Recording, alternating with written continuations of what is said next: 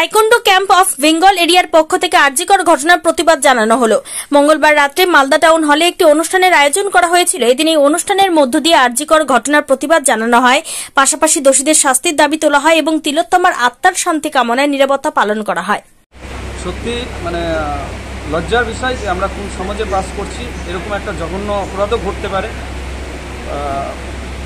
আমরা হতভম্ব যে এরকম ধরনের একটা ঘটনা ঘটে গেল। আমরা চাই প্রকৃত যারা দোষী তাদেরকে খুঁজে বের করে তাদের শাস্তি দেওয়া হোক এবং জাস্টিস দিলে জাস্টিস ডিনাই, এটা মাথায় রাখতে হবে যাতে কোনো মতে না হয়।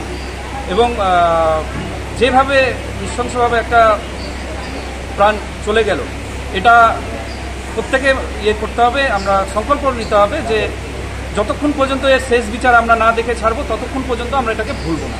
ততদিন পর্যন্ত আমরা উই ওয়ান্ট জাস্টিস এই ওয়ার্ডটা মুখের সাথে রাখবো।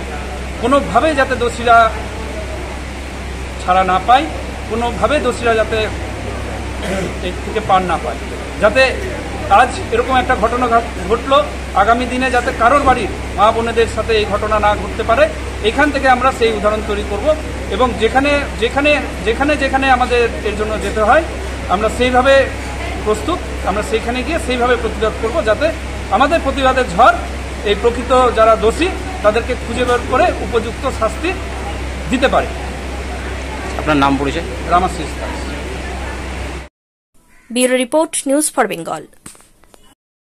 This channel does not promote or encourage any illegal activities. All contents provided by this channel is meant for educational purpose only.